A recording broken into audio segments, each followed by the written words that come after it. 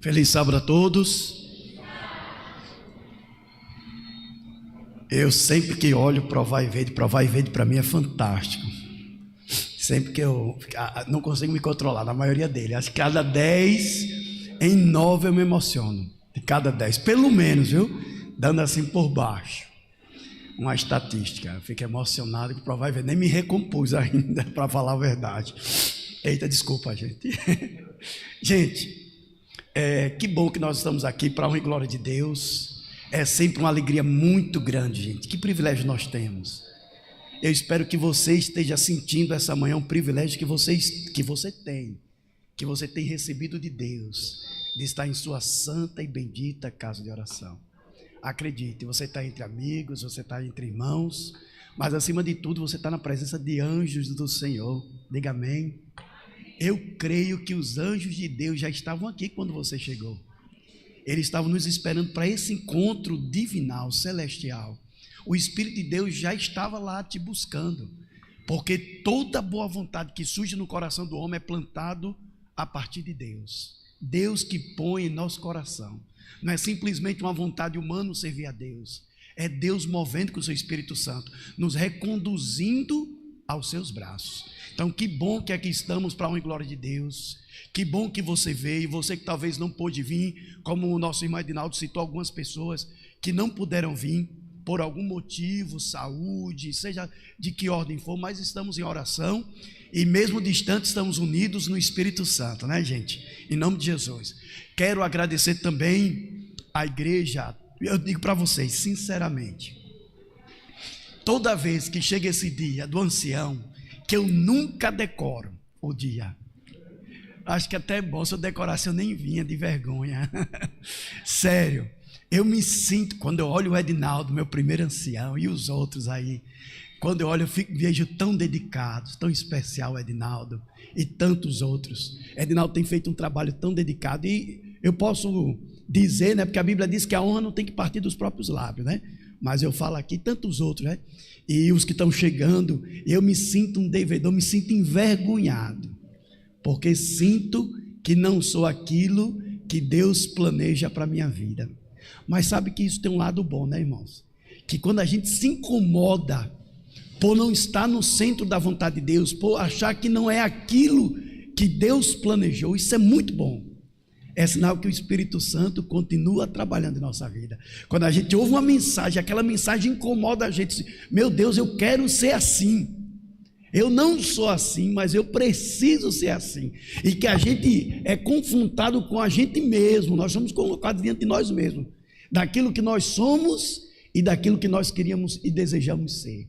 E isso é maravilhoso, porque é o Espírito Santo nos chamando e dizendo: filho, eu estou aqui para te ajudar. Eu estou aqui para te fazer caminhar no meu caminho, nem para a direita, nem para a esquerda, o caminho reto que conduz à salvação. Vamos abrir a palavra de Deus agora. Se tem algum visitante também aqui entre nós, seja bem-vindo, que Deus abençoe grandemente, que o Espírito Santo seja derramado sobre a sua vida, que você sinta-se feliz em ter tomada a decisão de estar aqui, para a honra e glória de Deus. Abra a Bíblia em Gênesis no capítulo 6. Vamos abrir Gênesis no capítulo 6. Se precisar trocar, você me diz, viu, Edinaldo? Estou sentindo uma microfonia, né, uma vibração. Estão sentindo? Gênesis no capítulo 6, a partir do verso 18. Gênesis 6, a partir do verso 18. Quero agradecer o privilégio de estar aqui pregando a palavra de Deus, viu, irmãos? Nunca será fácil falar de Deus. Algumas pessoas assim, mesmo a gente sendo professor, mesmo a gente estando diante de um público, como um hábito diário, transmitir a palavra de Deus é de uma responsabilidade muito grande. Então nunca será fácil. Ore por mim também. Ore por aqueles que ministram a palavra de Deus. Todos encontraram Gênesis no capítulo 18?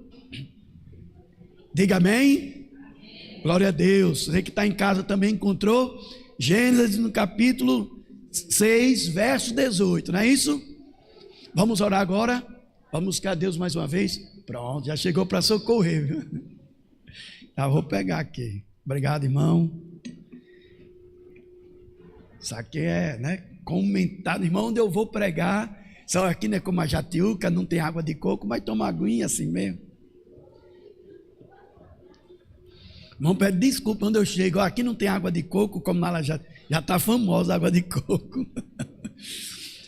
Bom, Gênesis no capítulo 6, verso 18. Vamos orar ao Senhor?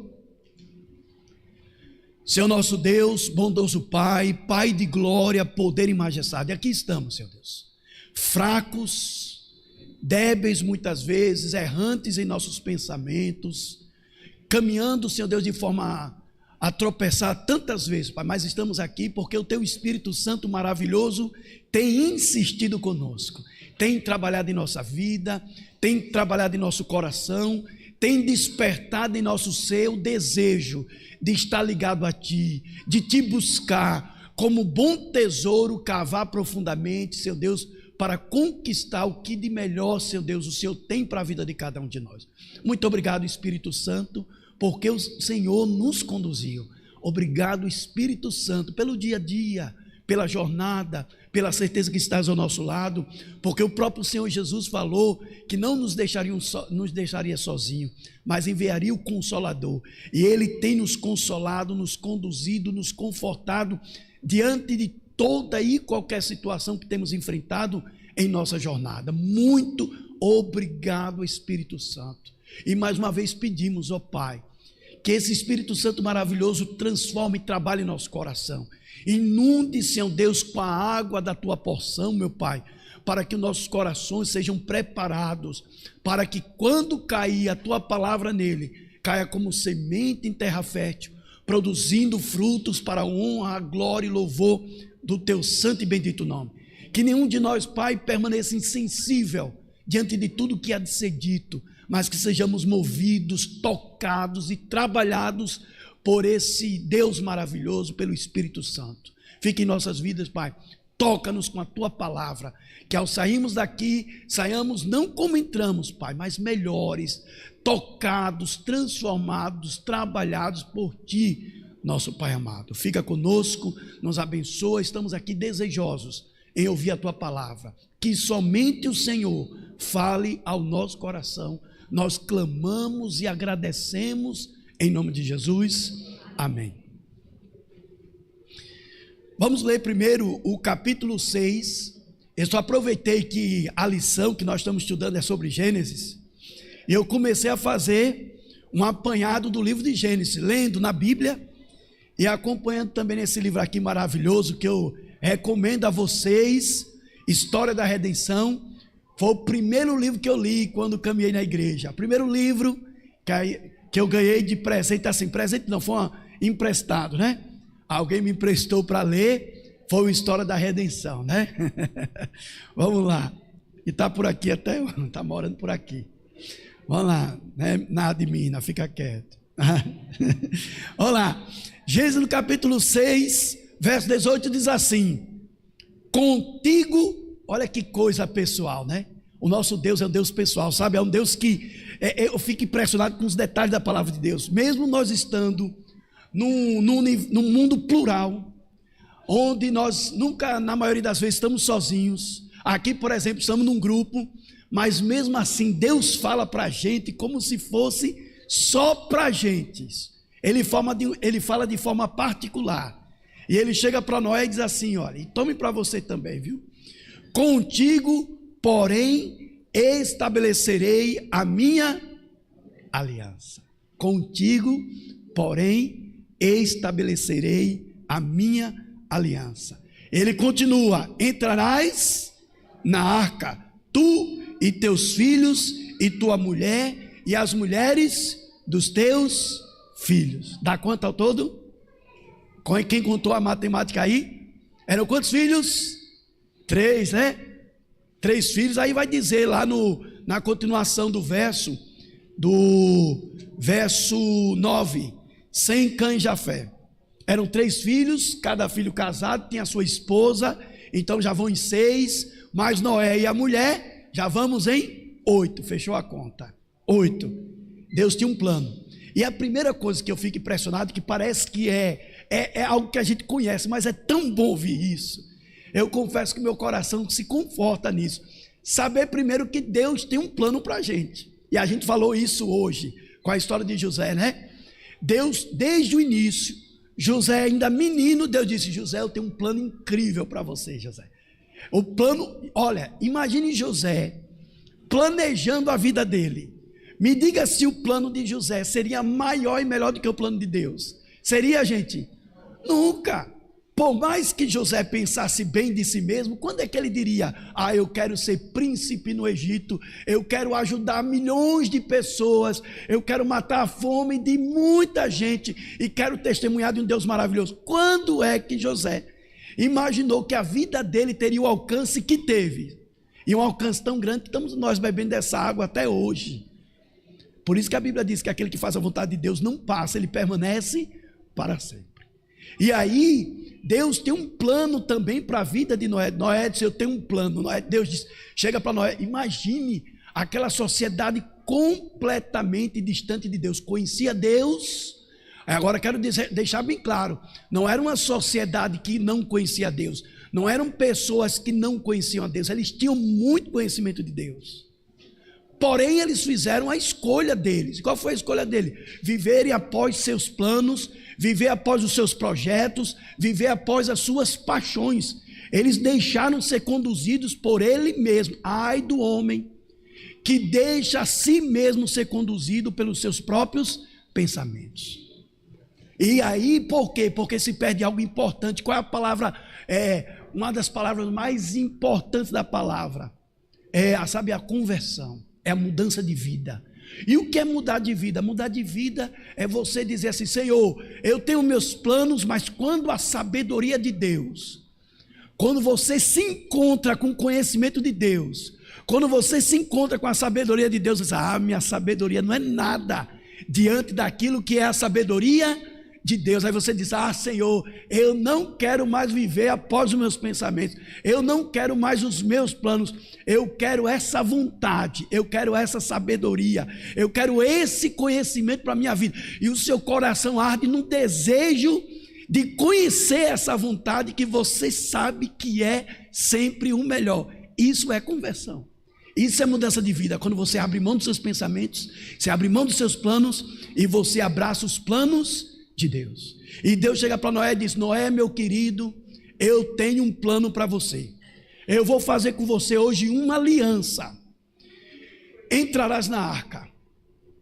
E o plano de Deus é tão maravilhoso que ele é rico em detalhes. Deus sabia, Deus diz até metros, centímetros, tudo como deveria ser a arca. Pensou que Deus tremendo? Noé não precisava pensar em muita coisa, Noé só precisava cuidar de uma coisa: fazer a vontade de Deus. Noé, meu plano é tão maravilhoso que ele não vai abraçar só você, ele vai abraçar você, a sua esposa, os seus filhos e as esposas dos seus filhos. Era um plano que envolvia o que, irmãos? A família. O plano de Deus para a sua vida envolve a sua família. O plano de Deus para a sua vida envolve a sua família. Então, às vezes a gente pensa que o plano de Deus é só... Não! Deus quer fazer muita bênção através de você na vida da sua família. Eu sei que é difícil, não é fácil, mas Deus tem esse plano e a gente precisa permitir que esse plano aconteça. Que era um detalhe de Noé. Qual era a parte de Noé? Primeiro, aceitar o plano de Deus, porque com certeza Noé tinha planos para ele. Noé não tinha plano de construir uma arca. Para que Noé tinha um plano de construir uma arca? Ele podia ter um plano de construir uma casa para os filhos dele, uma outra casa, e plantar e colher. Mas Deus disse: Noé, está aqui, eu tenho um plano. E Noé, o que é que ele fez? Abraçou os planos de Deus. Abraçou os planos de Deus. E quando você abraça os planos de Deus, não é somente dizer que abraça o plano de Deus em palavras. Não é somente dizer assim: não, Senhor, eu aceito os planos que tu tem. Mas os nossos atos muitas vezes negam isso. A gente não pode ter um discurso que os nossos atos o neguem. que contrariam uma coisa, o que nós dizemos e o que nós fazemos não pode um contrariar o outro. Os dois devem apontar para o mesmo lugar. E foi exatamente assim. Quando Noé disse: Senhor, está certo, Pai, eu creio no teu plano, eu sei que o Senhor tem um plano para a minha vida, e agora eu vou viver esse plano dia após dia em minha vida. Aí o que é que Noé fez?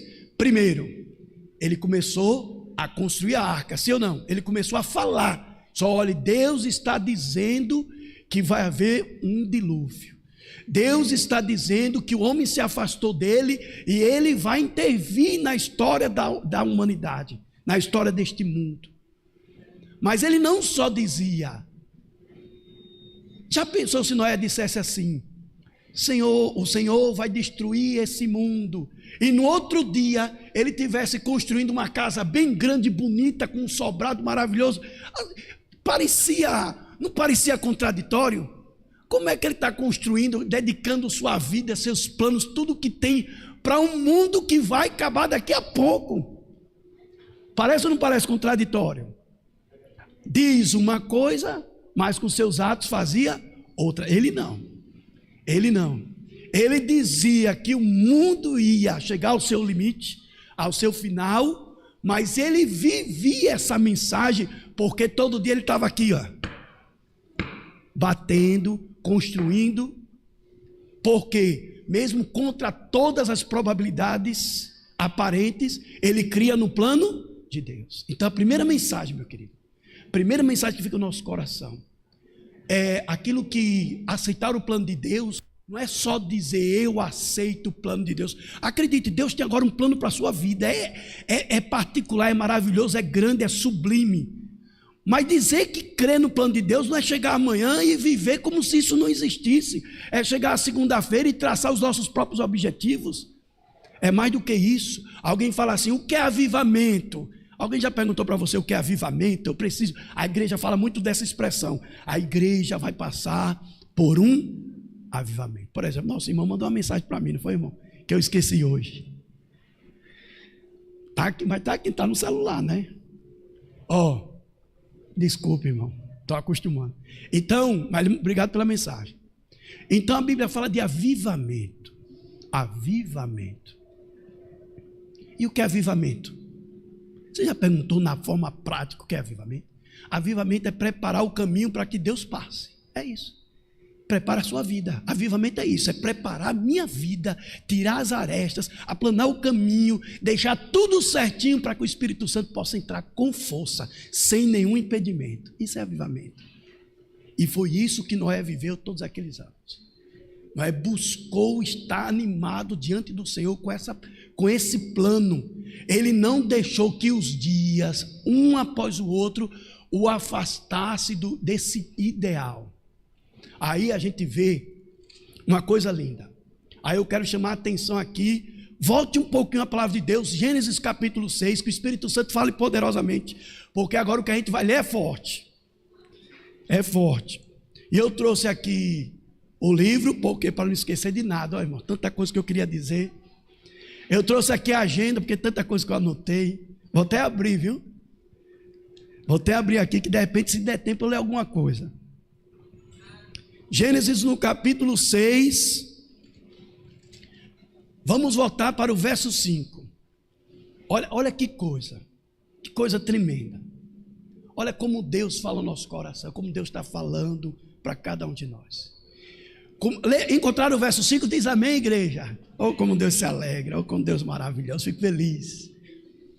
Viu o Senhor que a maldade do homem, viu o Senhor, primeira coisa, o Deus que tudo vê. Esse é o Deus que vê o oculto. Esse é o Deus que vê quando ninguém está vendo, quando nenhum holofote está sobre você, quando nenhuma luz brilha, Deus está te vendo. Esse é o Deus.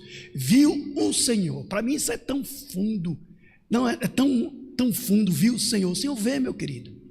O Senhor conhece. O Senhor sabe de todas as coisas. Ele sabe o teu clamor, aquele clamor que você faz de forma silenciosa. Ele está vendo, nada passa despercebido, uma só lágrima diante de Deus. Viu o Senhor. Agora, infelizmente, ele viu o lado pior do ser humano, né? Fruto do pecado. O que é que ele viu aqui?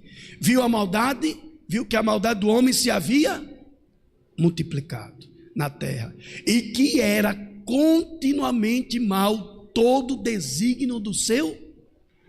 Minha gente, você já pensou quanta coisa ruim cabe nessa expressão? É um pacote, essa frase é um pacote, que a gente não pode imaginar quanta coisa ruim cabe nela. Olha que forte. Era continuamente, sem cessar, sempre, toda hora, todo instante, era continuamente mal. Todo o desígnio do coração humano era continuamente mal.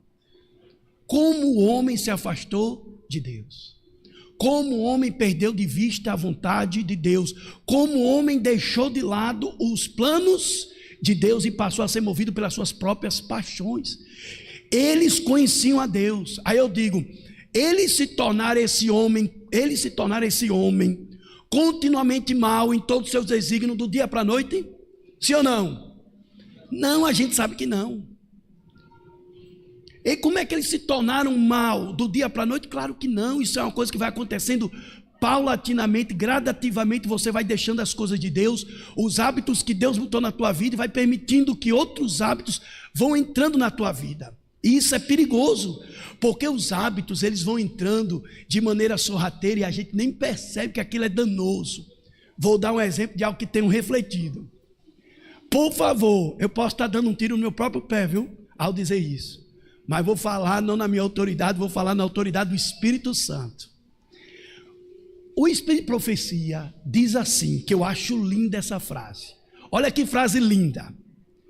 Que o último, já repeti essa frase aqui na igreja, que o último pensamento ao deitar e o primeiro pensamento ao levantar deve ser exatamente o quê? O céu, as coisas de Deus. Olha que frase linda, que o seu último pensamento ao deitar e o seu primeiro pensamento ao levantar seja o céu. É lindo ou não é lindo? Mas, tem um danadinho desse tamanho, alguns maiores, outros menores, né? Que quando as pessoas estão indo deitar, tem visto de tudo, menos do céu. Parece tolo, né? Mas qual era a última coisa que você fazia antes de dormir? Era se ajoelhar e orar? Quando eu cresci, minha mãe, desde pequena, minha mãe dizia assim: filho, quando for dormir, antes de dormir, reze. E minha mãe passava e dizia: filho, já rezou? E eu sentadinho, coberto pelo mosquiteiro, né, que tinha toda aquela proteção, senão carregava a gente pelos, né, lá. E a gente lá coberto no mosquiteiro dizia: já, mãe, rezei. E eu realmente tinha rezado, não era algo superficial para agradar minha mãe. Eu sempre senti, eu tenho experiência com Deus, que eu sempre senti Deus muito importante na minha vida. Eu me lembro que na escolinha, quando eu ganhei aquela Bíblia de Gideão, era um grupo, né, de empresários que publicavam pagavam, né? Sabe aquela Bíbliazinha que era distribuída nas escolas públicas? É o Novo Testamento e Salmos, né? Salmos e o Novo Testamento. Eu me lembro que eu li o livro do Apocalipse ali na sala de aula. Então sempre foi importante para mim Deus. E dizia isso. Então o primeiro pensamento e o último pensamento antes de deitar tem que ser o quê? Deus. Mas a sociedade moderna está desenvolvendo. Não estou aqui fazendo campanha contra a internet. Você pode pegar aquele celular e botar um lindo louvor. Você pode pegar aquele celular e botar uma linda mensagem.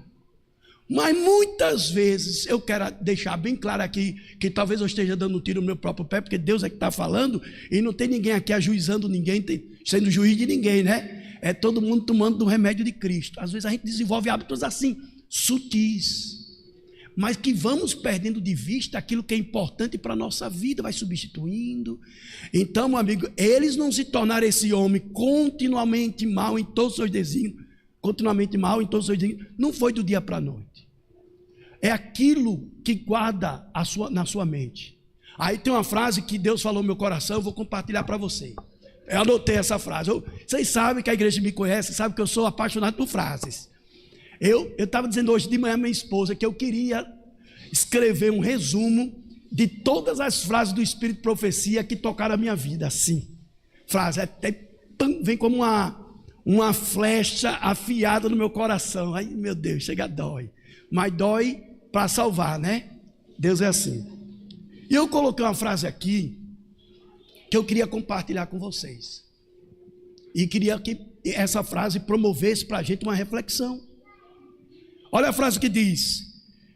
A frase diz assim: se não santificarmos a nossa mente, se não santificarmos a nossa mente, como serão santas as nossas vontades e ações?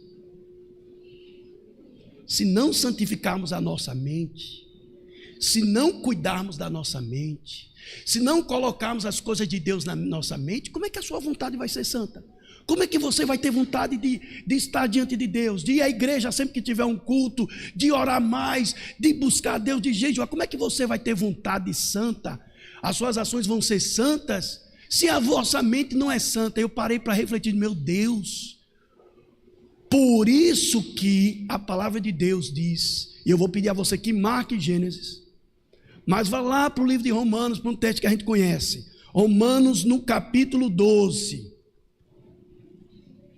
não desmarque Gênesis não, viu, irmão? Mas vá para Romanos no capítulo 12, e eu poderia ler outro também, depois eu se der tempo. Romanos capítulo 12. Qual o tema de Romanos capítulo 12? A nova vida. A vida que Deus nos chama a viver, a experiência que Deus nos convida a viver, a experiência dos planos de Deus. Isso aqui é abrir mão dos nossos planos e viver os planos de Deus. Isso aqui. Rogo-vos, ele está rogando, está dizendo, sabe o que Paulo está dizendo para a gente? Quando é que alguém está rogando? É alguém que está dizendo assim: fulano, pelo amor de Deus, me escuta. Alguém está desesperado, alguém quer muito que você ouça e diz: fulano, pega assim no rosto e diz: pelo amor de Deus, me escuta. Escuta o que eu vou te dizer agora, que é pérola, é tesouro para a sua vida. Rogo-vos, pois, irmão, pela misericórdia de Deus, pelo amor de Deus. Ou seja, o que é que Paulo está querendo fazer ali com aquele povo? Despertar, sacudir. E esse é um tempo para sacudir. Esse é um tempo para mexer conosco. Aí ele diz: pelas misericórdias de Deus, pelo amor de Deus, não apresenteis o vosso corpo como o quê? Sacrifício vivo, santo e agradável a Deus. Esse foi ou não foi Noé? Foi ou não foi Noé esse? Noé foi um sacrifício assim ou não? Foi ou não, irmãos? Se você, deixa em Gênesis. Se você votar, não, deixa ir lá em Romanos, vai esperar não, eu vou votar para você. Se você votar lá em Gênesis, a Bíblia diz assim, olha como Deus resumiu a vida de Noé, mas marque em Romanos. A história de Noé, meu Deus, Deus resumiu a história de Noé em um versículo, numa frase. Se Deus fosse resumir a minha vida num versículo, a sua vida num versículo, você resumir a sua história, o que é que Deus diria? O que é que Deus diria? Olha o que é que Deus disse: eis a história de Noé, 2 pontos. Olha como Deus resumiu a história de Noé. Noé era homem o quê? Justo. Meu Deus, quanta coisa boa cabe dentro da palavra justo. Quando alguém olha para você, pensa no homem justo. Aí, meu amigo, procura as coisas certas, procura fazer tudo com retidão. É um camarada que procura se mover de maneira correta, justo, e além de justo, ele é o quê? Íntegro entre os seus contemporâneos. Agora, o grande resumo e o segredo desse homem que foi Noé, qual é a última coisa que ele diz? Diz, igreja, bonito, diz para a glória de Deus: Noé, glória a Deus. É o segredo. Ele não era justo porque ele era justo dele mesmo. A justiça não era própria. Ele não era íntegro porque o coração dele nasceu sem ser embotado pelo pecado. Não, ele era tão pecador quanto você, quanto eu. Mas ele tinha um segredo do sucesso. Ele tinha um segredo da felicidade. Ele não largava as mãos de Deus. Filho, não largue a mão de Deus, não importa o que acontecer.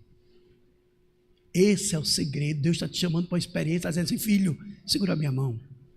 Segura minha mão e anda comigo. Eu vou te transformar você num homem que você vai desconhecer. Lembra quando aquele hino do Arauto dos Reis diz assim: eu não sou mais eu, pois Cristo vive em mim. Ali é um objetivo de vida. Todo dia você lutar para ser menos você mesmo e mais de Deus. E qual é o segredo de Noé ser um homem justo e íntegro? Andava com Deus. O segredo é simples, né? Mas o dia a dia é uma luta. Sabe por quê? Porque você não tem que lutar contra os outros para andar com Deus. Você tem que lutar contra si mesmo. Abandonar a si mesmo, as suas vontades, para andar com Deus. Não importa o que as pessoas digam. E continuando Romanos, no capítulo 12, que é que diz: pela misericórdia de Deus, que apresentei o vosso corpo como sacrifício santo e agradável a Deus, que é o vosso culto, e não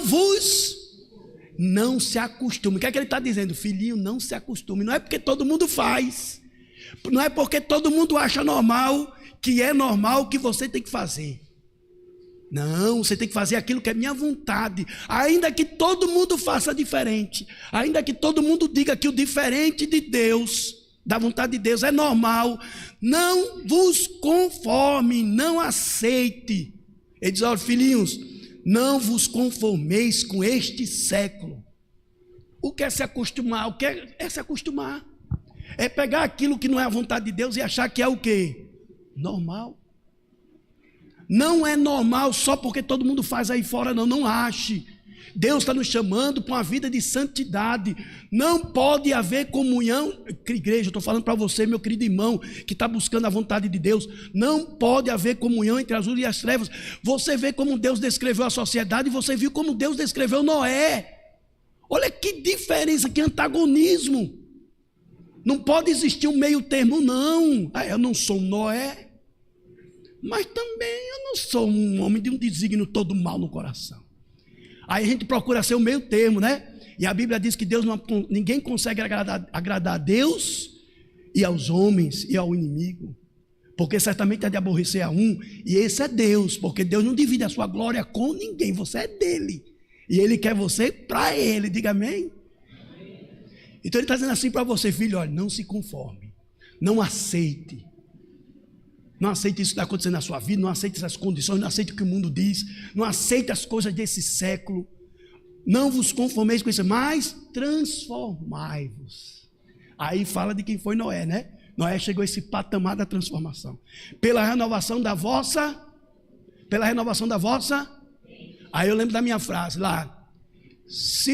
Lembra da frase? Se não santificarmos a nossa mente, porque ele diz renovação da vossa mente. Se não santificarmos a nossa mente, como serão santos nossos pensamentos, nossas vontades, nossas ações? Como serão santos? Diz aqui, santificar a nossa mente. Como? Mergulhe nas coisas de Deus. Não tem como você passar um dia totalmente desconectado de Deus e no final do dia querer que a sua mente produza o fruto da vontade de Deus. Não tem como você passar a semana completamente longe de Deus, vivendo as coisas do mundo, e no final de semana querer fazer a vontade de Deus. Não existe isso.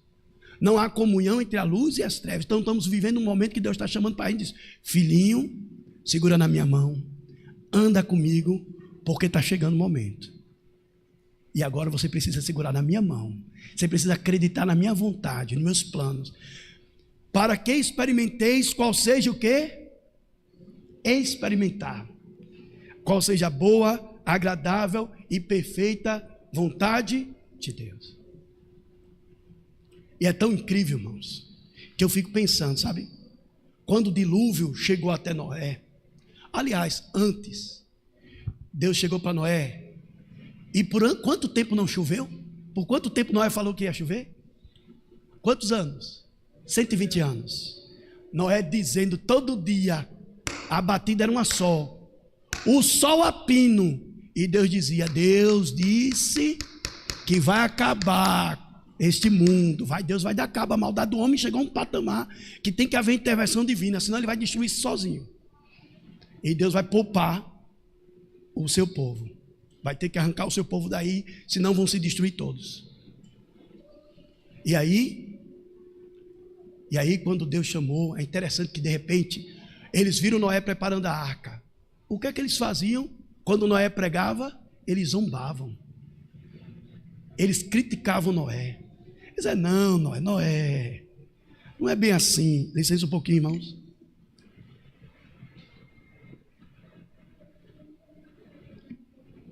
Noé, não é bem assim, Noé. Noé, pensa comigo, nunca choveu na terra, Noé. Nunca choveu. Pensa comigo, olha para o céu. Você consegue ver uma nuvem de uma palma da mão, do tamanho de uma palma da mão. Noé, pondera, Noé. Não é razoável isso que você está dizendo, não faz sentido com o mundo que a gente vive. É o que muita gente diz da Bíblia, né? Não faz sentido mais com o mundo que a gente vive. Não se pode pegar o pé, não se pode isso, não se pode isso.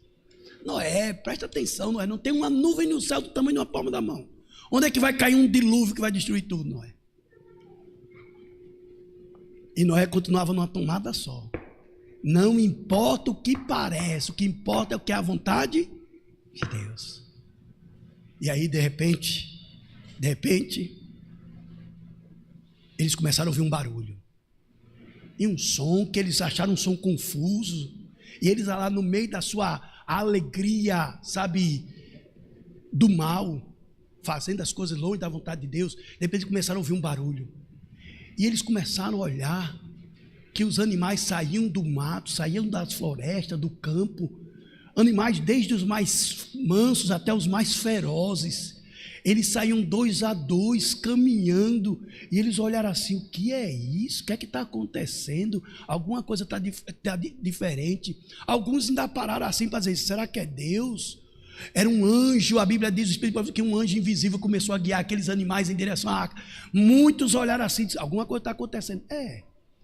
E até sentiram um pouquinho de medo, até sentiram um pouquinho de vontade de se voltar para Deus, mas logo depois esqueceram. Parece que alguma coisa chamada coronavírus, né? Quando soltaram aí a bomba, essa bomba nuclear, muitos olharam assim, outros não conseguiram perceber que aquele momento, aquele sinal era um sinal que Deus estava dizendo que as coisas estavam prestes a cumprir.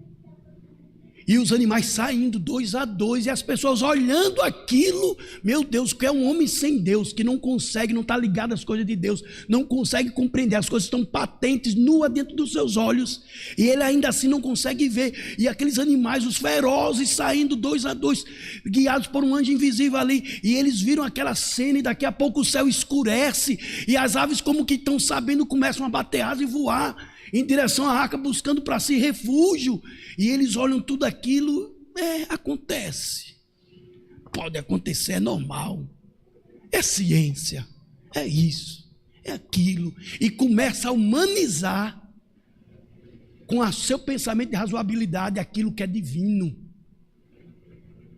Não foi um golpe de sorte a arca de Deus ter permanecido firme, foi um milagre, como não foi um golpe de sorte Davi ter acertado a testa de Golias. Acertou? Não foi, não é humano, é divino, é de Deus. E eles viram aquele milagre, nem aquele milagre conseguiu despertar no coração dele. E por fim, quando o anjo cerrou a arca por fora, passaram-se ainda quantos dias? 7 dias. E as pessoas olhavam para Noé e diziam, Noé, está vendo, Noé, trancou-se na arca, está louco. Olha para o céu.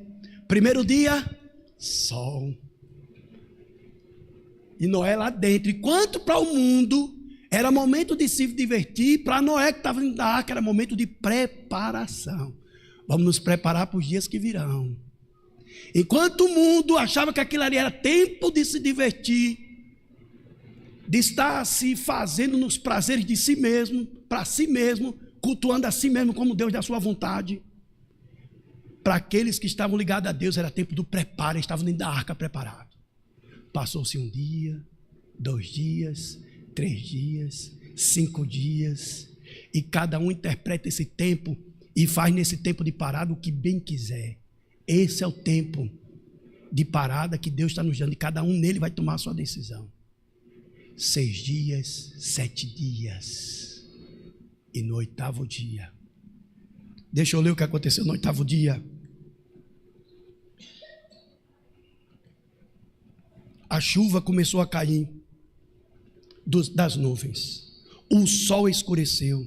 Relâmpagos cortaram o céu e trovões foram ouvidos. As chuvas começaram a cair como fortes cataratas. Os fundamentos do grande abismo também se romperam. Jatos d'água irrompiam da terra de baixo para cima, com a força indescritível. Tudo começou a cair. Esplêndidos edifícios, jardins que praticavam-se a idolatria, enquanto muitos blasfemavam e amaldiçoavam o seu Criador. Outros, com frenético temor, estendendo as suas mãos para a arca, rogavam sua admissão ali. Isto, porém, era impossível, pois Deus já havia fechado a arca. Queridos, eis aí a palavra de Deus para mim e sua vida. Eu não sei o que você vai fazer, é extremamente pessoal, depois quando sair daqui. Mas eu dou um conselho: faça como Noé, segure nas mãos de Deus, busque a vontade de Deus para a sua vida. Eu estou muito feliz porque você veio aqui, mas não basta estar aqui. Não é o estar aqui que decide tudo, é lá fora, é quando ninguém pode ver o que você está fazendo, o que você está pensando, dizendo. É lá que vai definir a sua vida. Eu não quero que sejamos, sabe uma coisa, um pensamento que ficou no meu coração, que me fez refletir, que eu não quero para a minha vida, não quero para a sua vida. Lembra dos espias? Quando foram espiar a terra, eram quantos? 12. 10 deles não aceitaram o plano de Deus. Somente 2 aceitaram o plano de Deus, Josué e Caleb. Mas sabe o que aconteceu com aqueles 10? Eles tiveram o privilégio de sentir a promessa de Deus. Eles até pegaram no fruto da terra que Deus havia prometido. Eles chegaram a experimentar a experiência do fruto. Eles sentiram o gosto do plano de Deus. Eles sentiram o gosto da vontade de Deus em sua vida. Em algum momento eles disseram: é gostoso, é maravilhoso, a terra é maravilhosa, a promessa é incrível. Eles sentiram até o gosto, sabe, das coisas que Deus havia prometido. Mas no final de tudo, eles ficaram fora. Você essa manhã está sentindo oportunidade, o gosto da vontade de Deus. Mas o mais importante não é aqui, sentir apenas o gosto. O mais importante é estar lá. Não quero que você e eu sejamos como os 10 espias, que até experimentou o Espírito Santo, que até sentiu o que ele pode fazer, que até sentiu o gostinho da promessa, mas ficou para trás. Foi só naquele momento. Eu quero que o fruto na sua vida seja um fruto eterno, meu querido. Que Deus trabalhe no teu coração, que você saia daqui juntinho com Deus. Ande com Deus. Peça a Deus: Senhor, me dá o privilégio da tua companhia. Influencia minha mente, meu coração. Tudo que tenho e sou, eu quero dedicar a ti. Vamos ter um louvor agora para a glória de Deus. Enquanto for louvando a Deus, se você quiser ficar em pé, fazer a sua entrega particular, faça. Eu nunca mais vou deixar de convidar, porque uma vez um irmão aqui pregou e a pessoa estava só esperando. Irmão, por que ele não fez o apelo? Eu só queria que ele dissesse: vem para eu vir, e eu viria. Querido, vamos louvar a Deus? Se você quiser ficar em pé, se você quiser vir aqui, se você quiser ficar sentado, eu só quero uma coisa: que você agora tenha um encontro com o Espírito Santo, só você e Deus.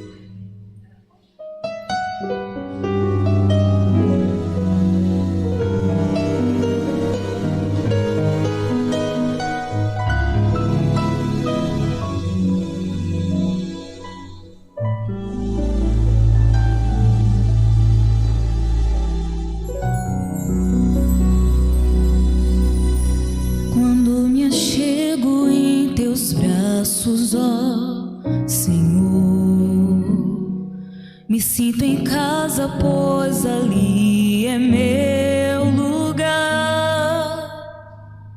Em silêncio abro o meu coração, entrego todos os meus fardos em tuas mãos. Em tua presença não finjo ser alguém, pois sondas o que há em mim. E sendo quem eu sou, um pobre pecador, me aceitas e me amas como sou.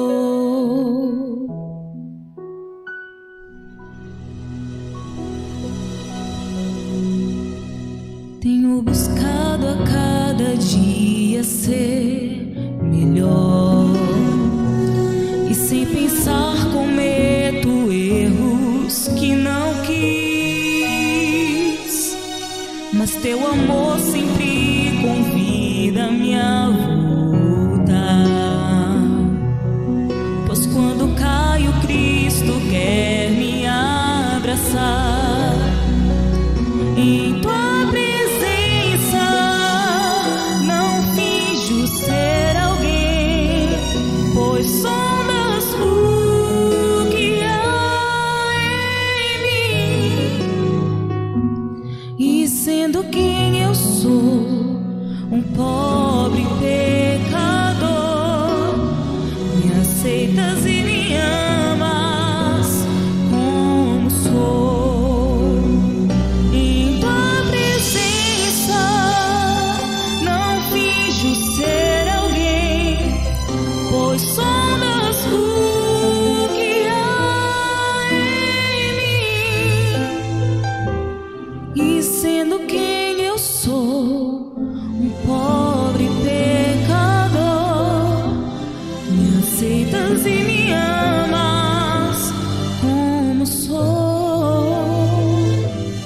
E sendo quem eu sou, um pobre pecador, me aceitas e me amas como sou.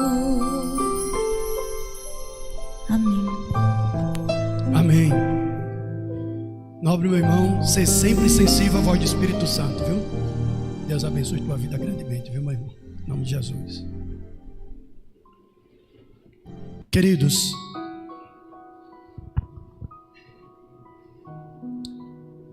vamos orar agora, pedir a Deus que nos abençoe com a sua porção, que ela agora que foi lançada, que ela caia em nosso coração como semente em terra fértil. Que bom que você esteve aqui, que bom que você ouviu o convite do Espírito Santo. Só a eternidade há de revelar o valor deste momento. Vamos orar ao Senhor.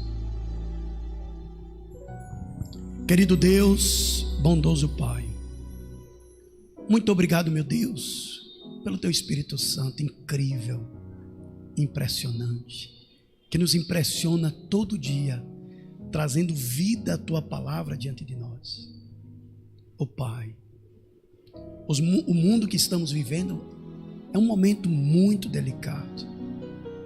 Cada dia estamos tomando a nossa decisão de andar contigo ou tua mão soltarmos. Não queremos, Pai, andar sozinho, guiado pelos nossos pensamentos, seguindo os passos que nos apraz. Queremos, meu Deus, seguir os teus passos. Queremos seguir o teu caminho, Pai. Portanto, meu Deus, nos toma pela tua mão e nos conduz e nos leva para a tua mansão, Pai eterno. Não permita que nenhum de nós seja como aqueles 10 homens, Senhor, que até sentiram o gostinho da terra, que até experimentaram da experiência da vontade de Deus, que até provaram, Pai, do teu amor, dos teus planos e projetos, mas no final estavam todos fora, Pai, porque não deixaram que aquela obra fosse contínua em sua vida. Oh Pai, não permite que sejamos assim, mas que possamos seguir firme em direção à tua mansão celestial. O dia é chegado, os sinais estão acontecendo seguindo uns aos outros, Pai, acelerando passo a passo. Nos permite, Pai, fazermos a tua vontade. Nós te aceitamos como Senhor e Salvador de nossas vidas.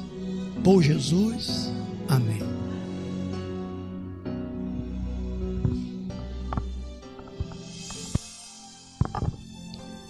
Querido irmão, que Deus abençoe você.